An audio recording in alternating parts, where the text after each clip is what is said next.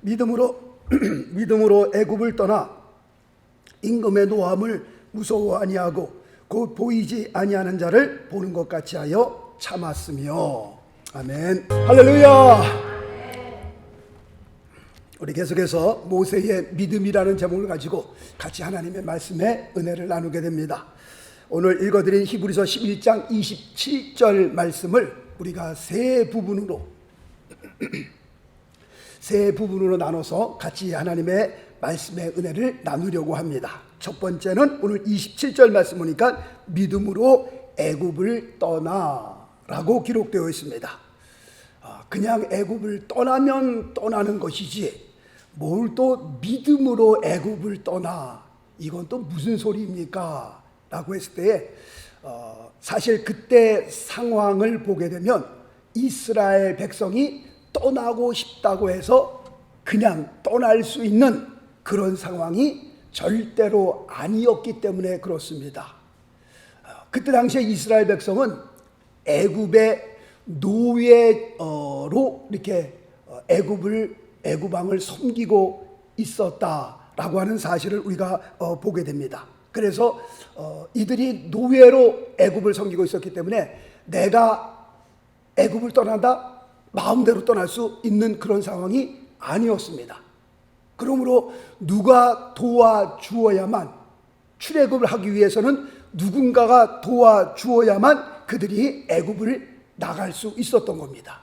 그런 의미에서 믿음으로라고 하는 의미는 하나님께서 해 주셨다, 하나님의 도움을 받았기 때문에 그들이 출애굽할 수 있었다라고 하는 그런 의미에서 믿음으로 애굽을 떠나라고 기록되어 있는 겁니다. 하나님께서 하신 일을 보면 정말 우리 인간이 상상도 할 수 없는, 우리 인간이 감히 흉내도 낼 수 없는 그 하나님의 전능하심을 통하여 이스라엘 백성이 도저히 출애굽할 수 없는 그런 상황이었음에도 불구하고 하나님의 능력이 함께하니까, 하나님께서 역사하니까 이스라엘 백성들이 출애굽할 수 있었다는 겁니다. 그래서 그런 의미에서 믿음으로 애굽을 떠나, 그렇게 우리가 이해하셔야 됩니다. 두 번째로는 27절 말씀 보니까 임금의 노함을 무서워 아니하고, 그렇게 기록되어 있습니다. 자, 말씀 볼까요?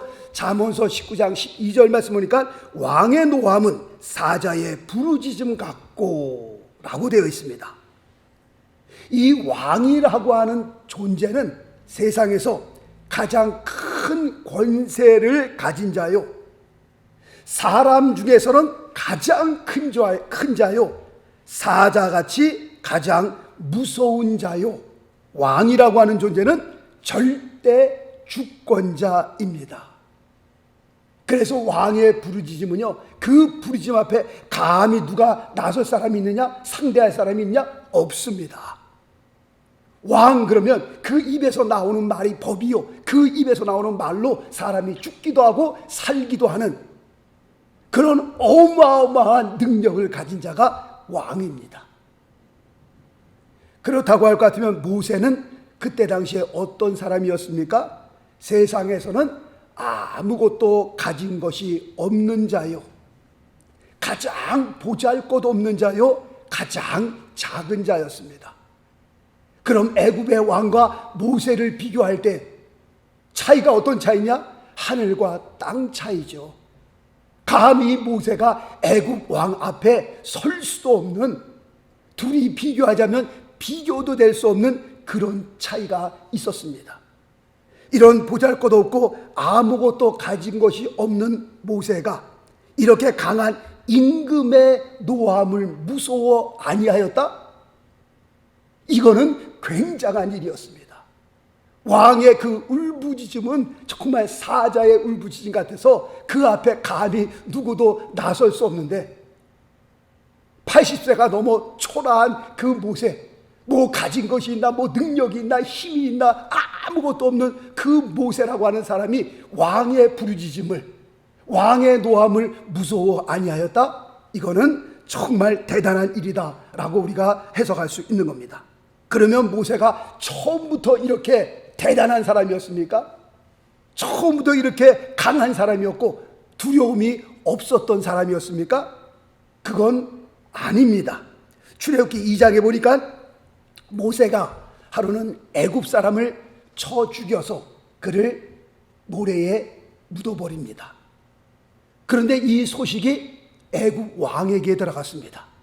애굽 왕이 노발대발하면서 이런 놈이 있나?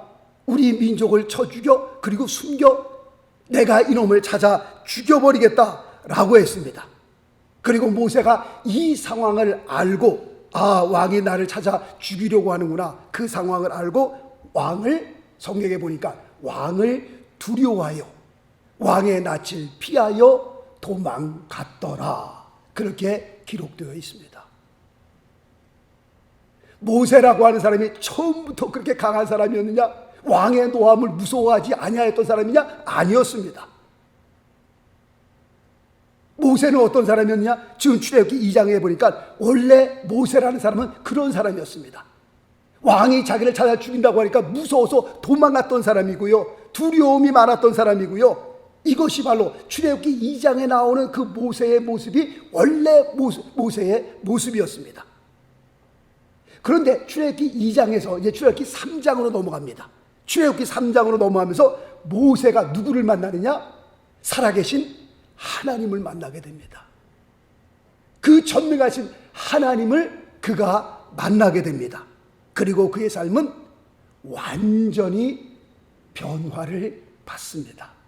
자, 또 말씀 보겠습니다. 출애굽기 4장 20절에 보니까 모세가 그 아내와 그 아들들을 나귀에 태우고 애굽으로 돌아가는데 하나님의 지팡이를 손에 잡았더라. 그렇게 말씀하고 있습니다. 지금 이 말씀을 보면서 두 가지 놀라운 사실을 우리가 발견하게 되는데요. 첫 번째는 하나님을 만나기 전에는 모세가 무섭고 두려움 때문에 다시는 애굽으로 돌아갈 생각조차 못했던 사람이었습니다. 애굽 왕이 어떤 왕이에요? 자기를 찾아 죽이려고 하고 있는데 어떻게 애굽으로 돌아가요? 돌아갈 생각조차 못했습니다. 그런데 모세가 하나님을 만나고 난 다음에 오늘 말씀해 보니까 아주 당당하게 자기 아내와 아이들과 함께 애굽으로 돌아가는 모습을 우리가 보게 됩니다. 두 번째로는 전에는 모세의 손에 세상 지팡이가 들려 있었습니다. 그러나 전능하신 하나님을 만나고 난 후에 오늘 말씀을 보니까는 하나님의 지팡이를 손에 들었더라 라고 기록하고 있습니다. 하나님을 만나기 전에 들었던 그 지팡이는 그냥 세상이라는 지팡이였었어요. 양떼 몰고 양떼 이끌 때 쓰던 지팡이였습니다. 그런데 그 지팡이를, 세상 지팡이를 하나님께서 하나님의 지팡이로 바꾸어 주셨습니다. 그 하나님의 지팡이가 어떤 지팡이예요?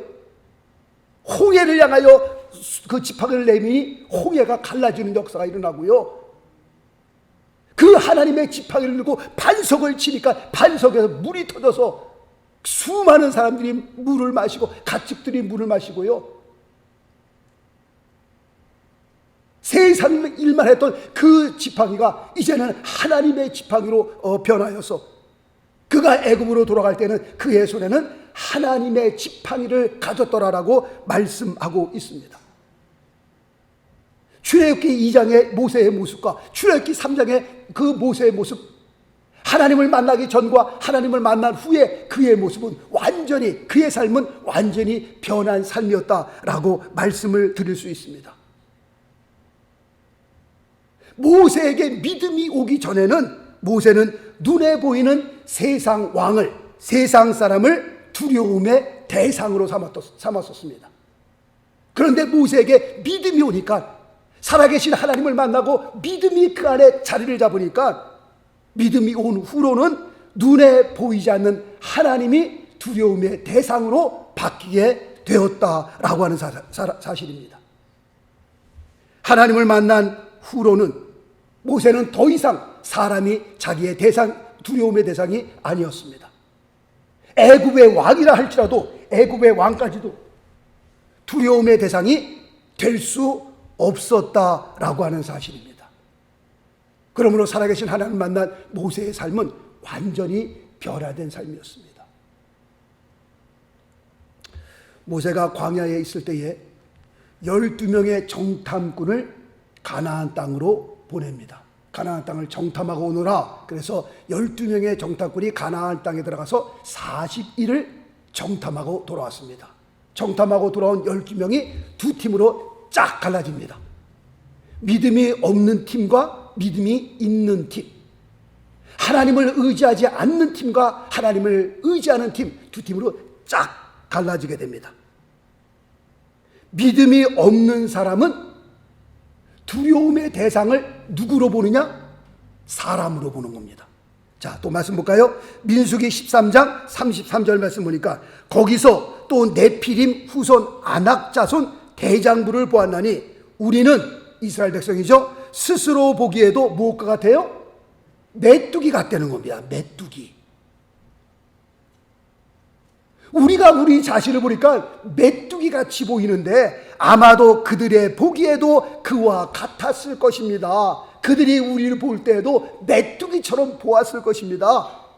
믿음이 없는 사람의 그 두려움의 대상은 누구예요? 사람이었습니다. 사람이 그들에게 두려움의 대상으로 다가왔습니다. 그러나 믿음이 있는 팀은, 믿음이 있었던 사람들은 두려움의 대상이 누굴까요? 누구겠어요? 모르겠어요, 혹시? 네. 당연히 살아계신 하나님이죠. 그들이 눈이 뼈갖고선 그 안악자손 대장부들을 알아보지 못한 것이 아니라 그들도 안악자손 대장부들을, 정말 거대한 사람들, 전쟁에 막 훌륭한 사람들을 그들도 똑같이 봤죠. 그들이 눈이 삐뚤어져 갖고서 그 사람들 잘못 본 것이 아니라, 그러나 믿음이 있었던 사람들은 두려움의 대상이 안악자손 대장부가 아니라 누구였었어요? 살아계신 하나님이 그들의 두려움의 대상이었거든요. 자, 말씀 볼까요? 민수기서 14장 9절 말씀 보니까 오직 여호와를 거역하지 말라. 또 그 땅 백성을 어떻게 해요? 두려워하지 말라. 왜냐하면 그들의 두려움의 대상자는 사람이 아니었기 때문에 비록 안악자손이고 대장부라 할지라도 그들이 우리의 두려움의 대상자가 아니거든요. 그들은 우리의 밥이라. 그들의 보호자는 그들에게서 떠났고 여호와는 우리와 함께 하시느니라. 그들을 두려워 말라. 다시 말씀드리면 사람을 두려워 말라라고 하는 겁니다. 믿음이 있는 사람과 믿음이 없는 사람, 믿음이 없는 사람과 믿음이 있는 사람, 그들의 두려움의 대상자는 사람이었고 그 다음에 하나님이었습니다. 결과는 뭐예요? 믿음이 없어 사람을 두려워했던 사람들은 광야에서 어떻게 다 죽음을 당하고 말았습니다. 믿음이 있었던 사람은 그 믿음을 가지고 가나안 땅에 들어갈 수 있었습니다. 또 말씀 봅니다. 로마서 8장 31절 만일 하나님이 우리를 위하시면 누가 우리를 대적하리요. 우리가 살아계신 하나님을 믿는다면, 전능하신 하나님을 믿는다면 이 정도 믿음은 가지고 있어야 되지 않겠습니까? 이 정도 믿음의 배짱은 있어야 되지 않겠습니까? 살아계신 하나님을 믿는다고 하면서도, 내가 하나님의 자녀라고 하면서도 세상에 나가서 주눅 들어서 말이죠. 제가 늘 말씀드리잖아요. 어디 가서도 나는 크리스찬입니다. 나는 어느 교회 다니는 아무개 집사입니다. 말 하나 못하고 살잖아요. 어느 모임에 가면 너 교회 나가냐? 교회는 무슨 뭐냐 뭐. 그래갖고 어떻게 하나님의 영광을 보고 하나님의 역사, 어떻게 그렇게 하고 천국에 들어갈 수 있겠냐 말이에요. 죽어서. 어디 가든지 믿음의 색깔을 확실하게 하라고 그러잖아요. 그냥 조그만 풍랑을 만나면 그냥 멀미를 하고 그냥 죽을 것처럼 그냥 막 난리를.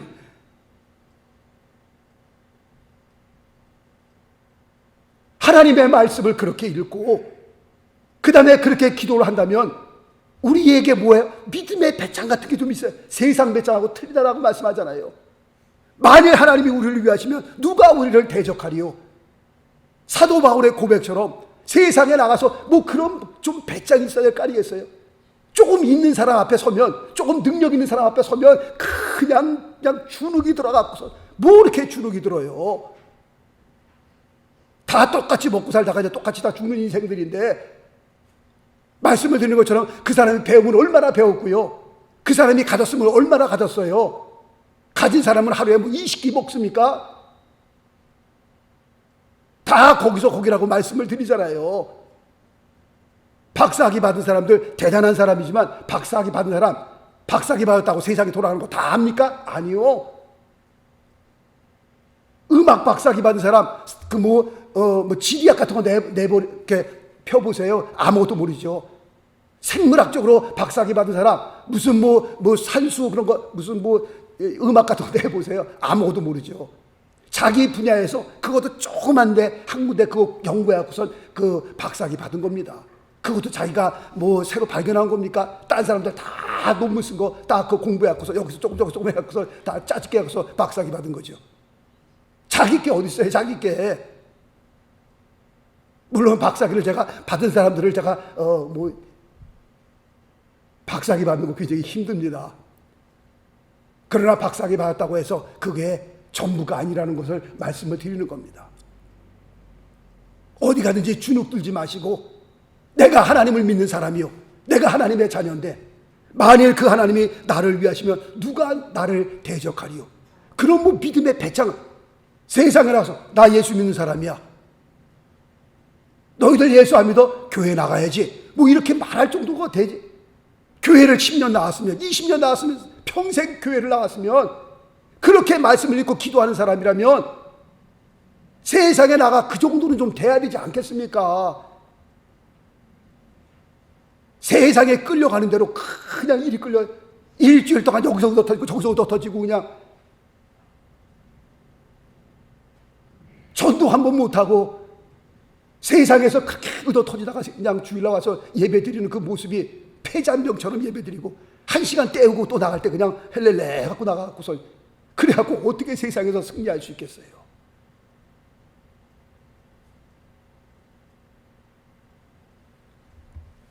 하루는 예수님께서 물 위를 걸어서 제자들에게 걸어서 오십니다. 물 위를 걸어서 오시는 예수님을 보면서 베드로가 만일 주시어든, 새벽에 걸어오셨거든요. 컴컴할 때. 그러니까 주님인가 귀신인가, 이게 만일 주시어든 나를 명하여 물 위를 걸어오게 하소서. 예수님께서 베드로에게 말합니다. 걸어오라, 나에게로 오라. 그 말씀을 듣고 베드로가 배에서 뛰어내려 물 위를 걸어서 예수님에게로 갑니다. 대단한 일이죠. 정말 놀라운 일이죠. 어떻게 사람이 물 위를 걸어서 가겠습니까? 물 위를 걸어서 베드로가 주님께로 갑니다. 그런데 잘 가다가 세차게 부는 바람을 보면서 내가 지금 뭐 하는 거야? 마음에 두려움이 확 들어오면서 물 위를 걷다가 물속으로 빠지게 됩니다. 예수님께서 베드로의 손을 확 잡아서 그를 끌어올리시죠. 베드로의 믿음이 예수님만을 바라보고 갈 때에는 그가 분명 물 위를 걸었습니다. 그런데 물 위를 걷던 베드로가 세상을 바라보니까 그가 물속으로 빠지더라고요. 보니까 물속으로. 자, 또 말씀 볼까요? 히브리서 12장 2절 말씀 보니까 믿음의 주요 또 온전케 하시는 이인 예수를 바라보자. 그러므로 우리의 신앙생활이 누구를 바라봐야 돼요? 예수님만 바라볼 수 있어야 돼요. 우리가 사람을 바라보며 실망투성입니다. 주일날 한 번 보는 우리 성도님들 저를 볼 때, 야, 목살이 깨끗하다, 또 그렇게 양복도 입고 그러니까 목살이 정말, 아니요, 한 달만 살아봐요. 야, 목사도 개차반이네 이거. 목사도 우리랑 똑같네, 그런 소리 당장 나온다니까요. 주일날 한번 깨끗하게 입은 옷 보니까 여러분들이 목사님 그러지. 다 목사도 알고 보면 거기에요 다. 우리 모두가 다 같은 사람이라니까요. 사람 보면요 실망이고요, 세상 바라보면 실망투성입니다. 그러므로 신앙생활 할 때요, 자꾸 사람 보면요, 이게 신앙생활이 이게 휘청휘청한 되니까요. 신앙생활이라는 것이 그러므로 누구만을 바라봐야 돼요? 주님만을 바라볼 수 있어야 돼요. 우리가 세상을 살면서 또 우리가 예수를 믿는 사람이니까 똑바로 살아야죠. 남에게 사기치거나 남의 눈에서 눈물을 흘리게 하면 안 되죠. 기본적으로 크리스천의 삶이 있잖아요. 교회 안에서도 우리가 주님을 믿는 그런 성도의 삶을 아름답게 하고 옆에 있는 사람들이 우리를 보면서 야, 정말 저렇게 예수를 믿어야지, 그렇게 살 수 있다면 1등이죠. 최고죠. 그렇게. 그러나 또 반대편으로 우리가 말씀을 드리는 것은 자꾸 사람 보고 신앙생활하면 우리가 실망한다니까요. 야, 저 장로님, 저 권사님 정말 난 저렇게만 살아야지. 그리고 같이 또 며칠 있어 보면 그게 아니거든. 이상한 것도 또 발견되고 막 그러거든요. 그러니까 실망할 수 있단 말이에요. 그러니까 사람만 바라보지 마시고 우리 신앙생활에서 누구를 바라봐야 돼요? 믿음의 주요 온전케 하시는 주님만 바라보고 신앙생활 할 수 있다면 그게 최고다라고 말씀을 드리는 겁니다. 골리앗 앞에서 믿음이 없었던 이스라엘 군대는 골리앗을 쳐다보니까 골리앗이 어떤 사람으로 보여? 태산같이 정말 넘을 수 없는 그런 태산 같은 사람으로 보이는 겁니다. 야, 우리는 다 죽었다 이제. 골리앗 앞에 감히 누가 설 수 있겠냐? 믿음이 없는 사람들은 골리앗을 봤대 그랬습니다. 그러나 믿음이 있었던 다윗은 골리앗이 뭘로 보였어요? 동네에 개새끼로 보였다니까요. 그러니까 개새끼 잡으러 그 조그만 돌멩이, 물맷돌로 돌멩이 들고 나가잖아요.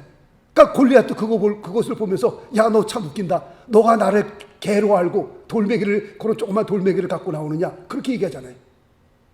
믿음이 없었던 사람은 골리앗을 보니까 태산으로 보였고요.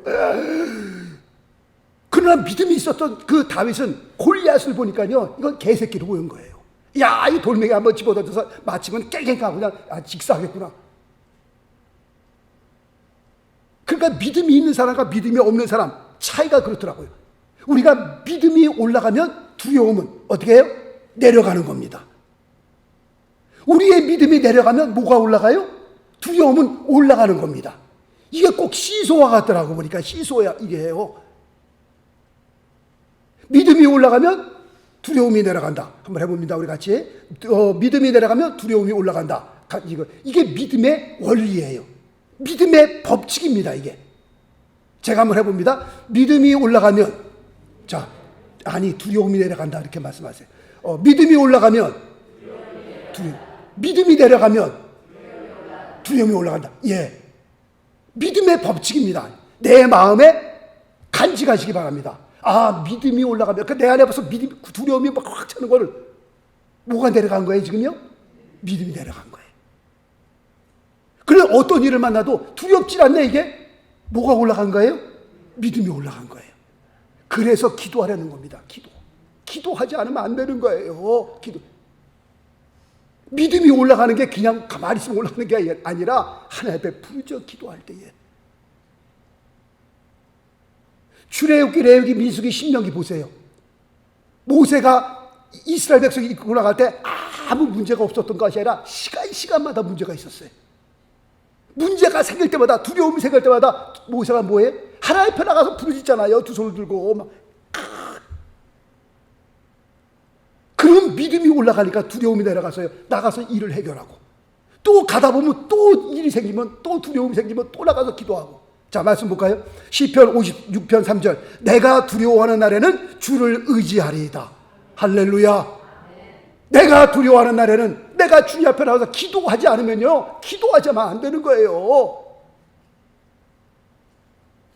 일주일 동안 지나가면서 기도 한 번 안 하고 어떻게 우리가 이 세상을 살 수 있겠어요? 눈만 뜨면 다 두려운 일들이고 막 일이 여기저기서 막 터지는데, 그 모든 일들 앞에서 담대하게 승리하려면 어떻게 해요? 기도하셔야 되는 겁니다. 기도. 우리는 원래 어떤 존재들이에요? 나약한 존재들이에요. 연약한 존재들입니다. 그러므로 우리가 시시때때로 무릎 꿇어 기도하지 않으면 이 불안한 세상에서, 이 위험한 세상에서 눈만 뜨면 두려운 일들이 벌어지고요. 늘 불안한 일들이 벌어지는데 우리가 기도하지 않고는 승리할 수 없다는 겁니다. 자, 마지막 세 번째로 곧 보이지 아니하는 자를 보는 것 같이 하여 참았으며, 히브리서 11장 27절에 그렇게 기록되어 있습니다. 지금 이 말씀을 보면서 모세는 하나님을 실체를 보았구나, 본 사람이구나, 그렇게 오해할 수 있는데 그렇지 않습니다. 누구도 하나님의 얼굴을 본 사람은, 하나님을 만난 사람은 없습니다. 자, 말씀 볼까요? 출애굽기 33장 20절, 가라사대 내가 모세가 내 얼굴을 보지 못하리니 나를 보고 살 자가 있음이라 없음이라? 없음이라. 하나님을 본 사람이 없습니다. 그러므로 지금 27절의 이 말씀의 의미는, 모세가 하나님을 보았다고 하는 그 말씀의 의미는 하나님의 실체에 대한 확신을 갖게 되었다라고 이렇게 해석할 수 있습니다. 모세는요, 출애굽기 2장에 보니까 하나님을 만난 사람이었습니다. 살아계신 하나님을 경험한 사람이었습니다. 모세는요, 10가지 재앙을 그의 눈으로 본 사람이고요, 홍해가 갈라지는 것을 그의 눈으로 경험한 사람이었습니다.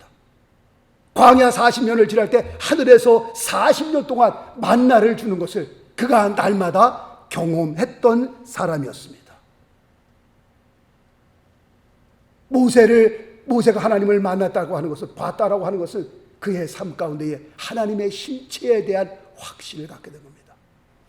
내가 믿고 섬기는 하나님, 죽은 자의 하나님이 아니라 살아계신 하나님이구나. 하나님의 실체가 그 안에 들어온 겁니다. 자, 말씀의 결론을 내립니다. 믿음이라고 하는 것은 첫째, 보이지 아니하는 하나님을 누가 설명을 안 해도, 누가 가르쳐 주지 않아도 그 살아계신 하나님이 그냥 믿어지는 겁니다. 창세기 1장 1절, 태초에 하나님이 천지를 창조하시니라, 그 말씀 앞에 우리가 아멘으로 화답하는 겁니다. 2000년 전에 갈보리산 위에 없었지만 주님께서 나 같은 사람을 위해서 십자가에 돌아가시고 사흘 만에 죽음에서 살아나셨다, 그 말씀 앞에 그냥 아멘이 나오는 겁니다. 아멘. 너무 감사합니다.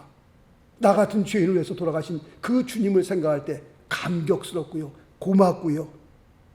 그 다음에 두 번째는 살아계신 하나님께서 우리와 함께 하시고 우리의 삶을 주관하시고 인도하신다는 확신을 갖게 되는 겁니다. 그래서 우리가 담대할 수 있는 겁니다. 바로 이것이 모세의 삶이었고요, 믿음을 통해 모세가 변화된 삶이었습니다. 그러므로 바레옵기는 우리의 남은 생애가 정말 모세가 하나님을 만나고 난 다음에 살았던 그 모습, 그렇게 정말 살았으면 좋겠다라고 하는 그런 소망이 있습니다. 세상을 향하여 두려움 없이 누구를 만나도 우리가 두려워하지 않고, 왕 앞에 선다 할지라도 우리 모두가 두려워하지 않고, 사람을 두려워하지 않고, 그 다음에는 믿음으로 살아계신 하나님을 바라보며 정말 우리의 생명 다하도록 주님을 끝까지 우리가 섬기고 나아가는 가운데에 우리의 삶이 승리하는 그런 귀한 복된 삶 되시기를 예수 그리스도 이름으로 축원합니다. 기도하겠습니다.